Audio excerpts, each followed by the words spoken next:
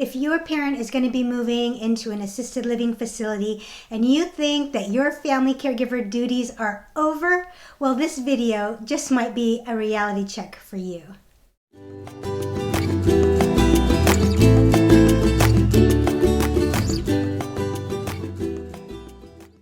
Hi there, I'm Sofia. Welcome to another episode.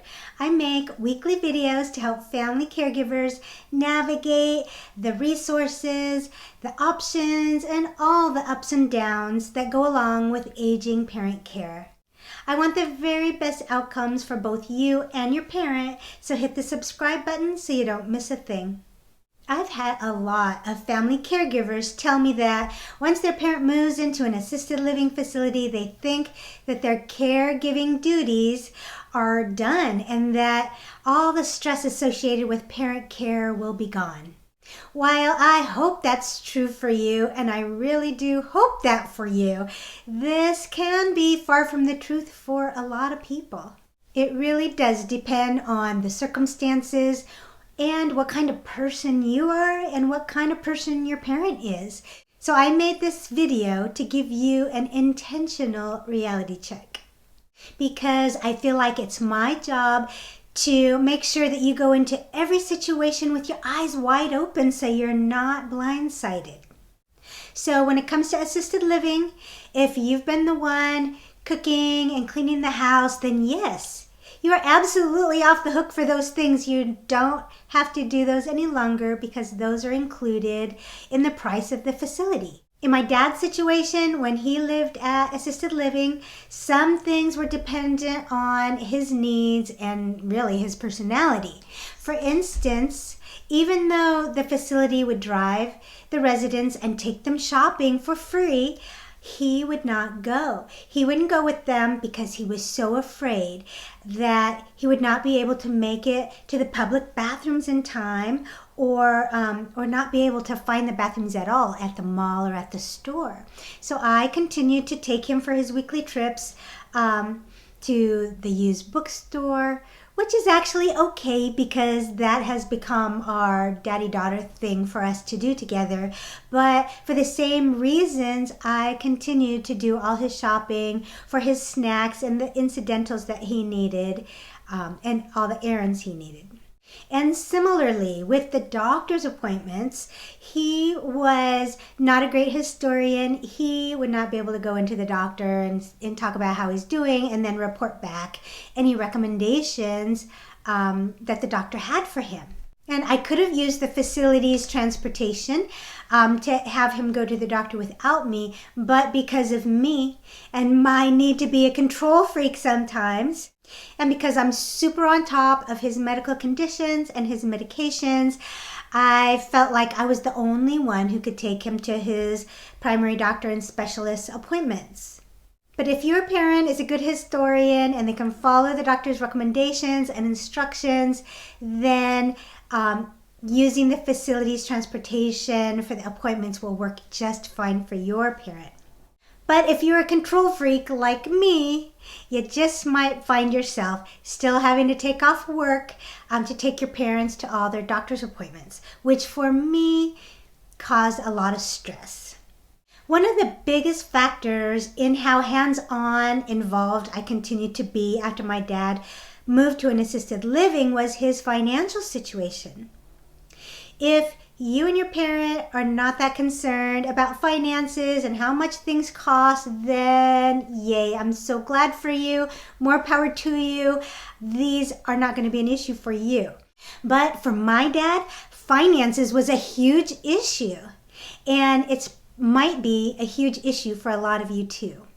When he moved in there, he was completely independent. He didn't need any of the extra additional services from the facility. So what he paid was super low. It was just over $2,500 a month.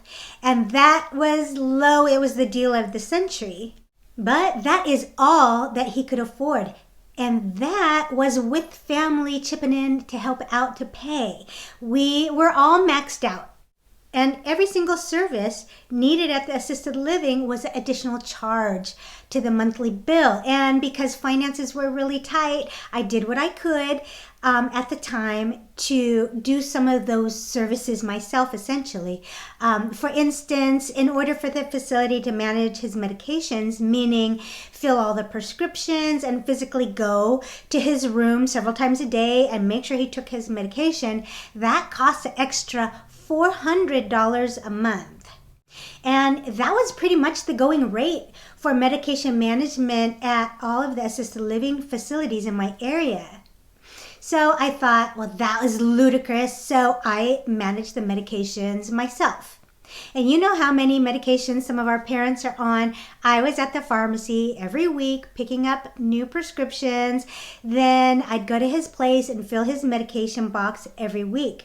And I'm so thankful that at least he could still take his medications on time every day on his own.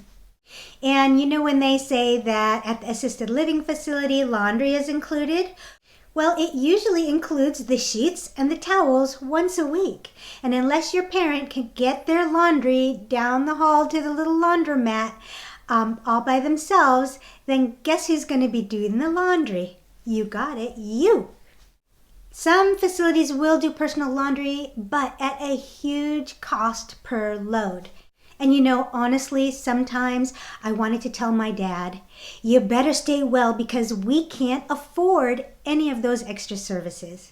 Now don't worry, I didn't say those words out loud, but I sure did think about it.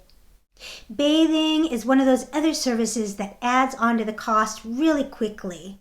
Luckily, my dad was independent for almost a year and he could bathe himself, but unfortunately he got sick and weak and he needed help with those things. So guess what? I went into the assisted living and I gave him his showers and I did his personal care. And I spent the night with him at the assisted living when he wasn't well and he was really sick. So, reality check for you. Assisted living doesn't always mean that you're off the hook for hands-on parent care. I was still taking Dad to the doctor's appointments, doing all the errands and the shopping and picking up the medications and filling the pill box every week, helping him with his laundry, even giving him showers and personal care when he was really bad. That was not the dream of assisted living that he had or that I had for him. So if we were to purchase all the services that I did for my dad, the cost of his $2,500 assisted living facility would go up to well over $4,000 a month. In reality, he needed so much more help that he no longer qualified to stay there, and he has since moved into a residential care facility which can provide him more one-on-one care. It's not a nursing home, though. It is in a home environment. But what I'm getting at is that if the budget for assisted living is maxed out and your parent is still independent, then beware because their needs are going to change and you have to have a backup plan. If their needs change, you're going to quickly find yourself jumping in to help like I did in order to save money. And that is not going to alleviate your stress at all. Actually, when my dad lived in the assisted living, it was probably the most stressful time for me. So have a backup plan. Mine was to apply for the VA's aid and attendant program, which thankfully he was approved for just in the nick of time, just after he moved into the residential care facility. If your parent is a veteran and you haven't looked into the aid and attendant program, then look into it. It was a financial lifesaver. I made a couple videos about the aid and attendant program and I'll put links in the description box below. At the new place, there are no extra services that they can upcharge him for. Everything is included, so we know exactly where we stand with the finances. So now, yes, I still do pick up his medications and I do take him to his doctor's appointments, but that is it. And once this COVID crisis is over, I'll be back to just enjoying our trips to the used bookstores once or twice a month. Now I can finally focus on caring and not hands-on caregiving, and that I can handle. If this video gave you some food for thought, then please go ahead and give it a thumbs up. Next week, I'm going to continue on this topic and talk about how caregiving doesn't end even with nursing home placement. So go ahead and subscribe so you don't miss it. And if you know other family caregivers who would benefit from this information, feel free to go ahead and share this video. Thanks so much for watching. I'll see you next week.